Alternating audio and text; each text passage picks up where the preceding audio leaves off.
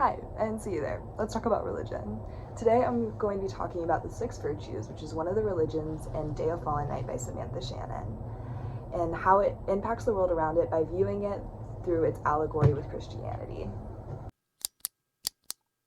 Okay, let's talk about the history of this religion. So the six virtues was founded by Gillian Burnett, otherwise known as the Saint. At 2 BCE, the Nameless One emerged from the womb of fire and landed on a city called Yakala. The king of this city, as a way to appease the Nameless One, started a lottery of human sacrifices. Eventually, his daughter, Princess Cleo, was chosen. Now, Gillian, up in Isis, hears about the human sacrifices, like, I've gotta stop this. And so he goes down to Yakala, is like, I'll kill the Nameless One, and in return, I'll marry your daughter, and you'll convert to my religion. He does not kill the Nameless One. Princess Cleo does. She rejects him, and he goes back to Isis, tells the whole country that he was going to kill the Nameless One, and he has a fake Princess Cleo, and that really kickstarts religion in Isis. Along with having the Nameless One, he also has 6 knights, and each of them are inspired by a virtue of knighthood, which is really just the basis of like the everyday religion of the 6 virtues, and their descendants create the spiritual council, which is who really just advises the queen. Okay, let's talk about the beliefs. So every person under this religion takes a patron knight, and they really follow that knight's virtue. And these virtues are courtesy, justice, fellowship, courage, temperance, and generosity. Along with that, the queen of Isis is the only person who can take the saint as her patron because she's a direct descendant of the saint. And as long as the Burnett line continues, the Nameless One will not come back. And you can't question the story because it's the truth.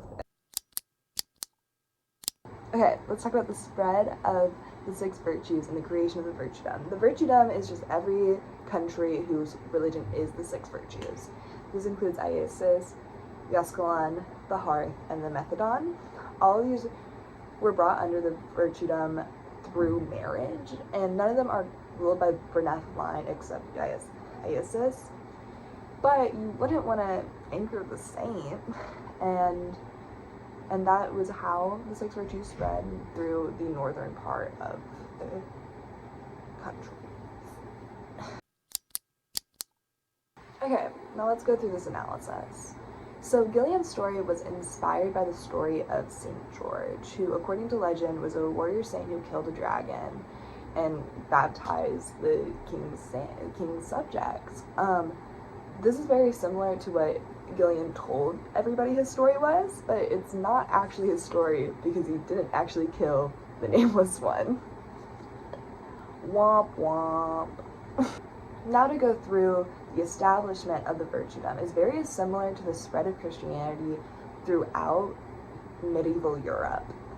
And it's very similar to how they pushed out other religions, because in the establishment of medieval Europe, you could only be following Christianity, and you could only be following that denomination of Christianity that your ruler has decided is the one for you. And one of the main beliefs that you see in the 6 virtuedoms is that any person who uses magic, and honestly any person who doesn't follow the 6 virtues, is a heathen. And this ends up clumping together some pretty big religions, including the Priori, the people who worship the Lady of the Woods, and the people who worship the Nameless One. Now, the people who worshipped the Lady of the Wood was the original religion in Isis. It was a very naturalistic religion. They worshipped the Lady of the Woods. They were one with the hawthorn forest. And Gillian had a personal vendetta against the Lady of the Woods, which causes him to wipe out the whole religion. He almost wipes out all of the hawthorn forest, except for the part that she actually lives in. But he just causes so much mass destruction because he hates the Lady of the Woods. No other reason, he also feels like his religion is superior, but that doesn't mean that you have to kill a whole forest. Anyways, this is also, another thing that happens is that it ends up kind of clumping cultures together. The priory or the orange tree doesn't really fall into this because it's in a full different country, But it does clump together the people who worship the Lady of the Woods and the people who worship the Nameless One, which is really harming because the people who worship the Lady of the Woods have their own culture, and they don't worship the big evil dragon that caused a lot of terror. And this is also very similar to the Christian belief that if you don't believe that Jesus Christ is your Savior, you're going to burn in hell. And this is similar to the fact that the people who worship the six virtues, if you don't worship the same, they believe that you're a heathen and you're going to burn in the womb of fire. And it just causes so much damage to all the people who are just trying to find the religion that's for them. And it causes so much hate. And it causes a lot of complications. And you really see this through one character, Wolfert Glenn. He was born in the Priory, and he was taken when he was a baby and raised under the six virtues. Tuva, his mother, does eventually find him and convinces him to go back to the Priory of the Orange Tree. And this is where he learns the truth about the saint. So he grew up thinking that Gillian was the saint, and then he learns that he was actually the deceiver, which is what the Priory calls them, because the Priory of the Orange Tree was created by Princess Cleothold, the real one. And so he learns this, and it just completely changes his points of view. He changes his religion. He starts worshiping the mother, Princess Cleothold, instead of Gillian. And he fully converts to a new religion. He still goes back to Aetius because the people he cares about still worship the six virtues, and he wants to go and help them. This really shows how people can participate in a religion that is different than their own and has been damaging to groups of people, but it does not make the average worshiper evil or the person who carried out those horrendous deeds. Now to go through how Gillian's choices really impacted the world. Now, I've kind of already talked about how his personal vendetta against the Lady of the Woods really just screwed over the whole island, honestly. But his lie about the Berneth line is the one that's keeping the Nameless One chained to the Womb of Fire. It was also really damaging specifically to the Berneth line, to his descendants. And you really see this in the book through Glorian's story, who becomes the Queen of Isis. She, first of all, does not want to be queen. She just wants to fight people. She wants to be a knight. But her mom dies. She's the only descendant because part of the Berneth line is that every mother has a daughter who looks exactly like her, and she only has one daughter. And so there's no spare. There's no other person. The daughter is born, she's going to become queen, and she's going to have another daughter, and she's going to become queen. And this was really made for Gillian to legitimize his rule and set up the fact that, like, his line is going to rule for, like, centuries, because you don't want the big scary dragon to come back, and so, of course, you're not going to kill the queen.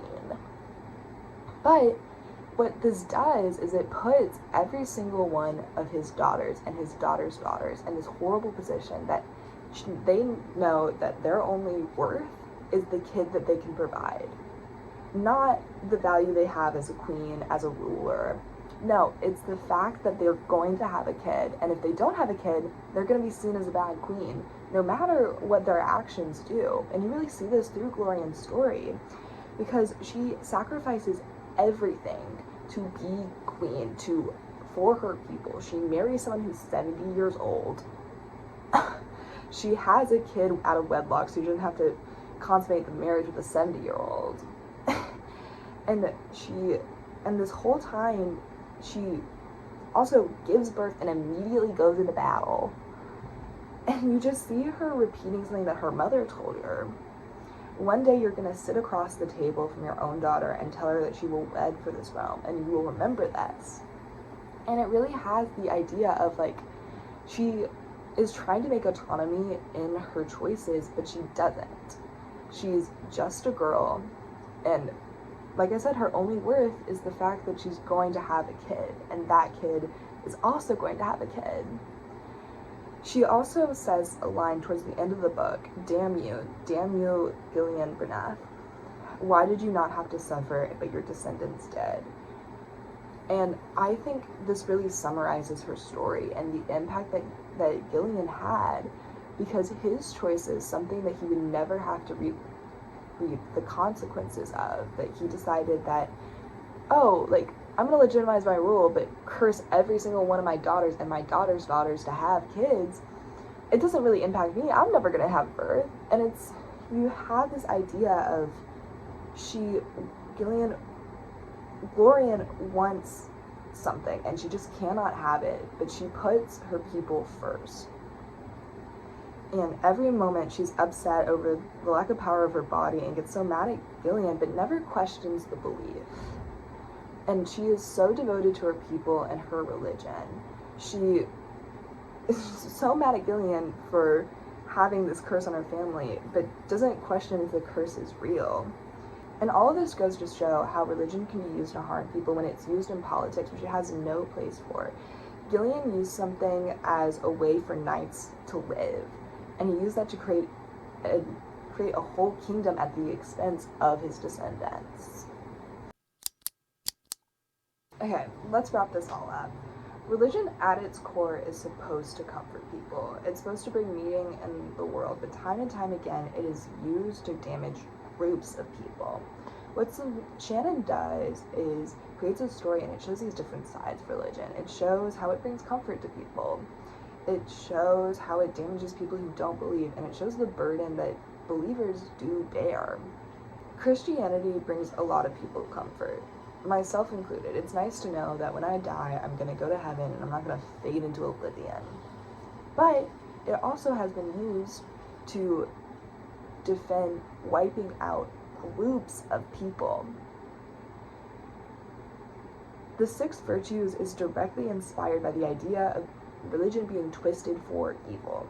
But Shannon works to blame Gillian and not the average person who's just believing, and which is how religion should be talked about. The average believer does not have to answer for the atrocities being committed in the name of the religion. The committer is the one who has to answer.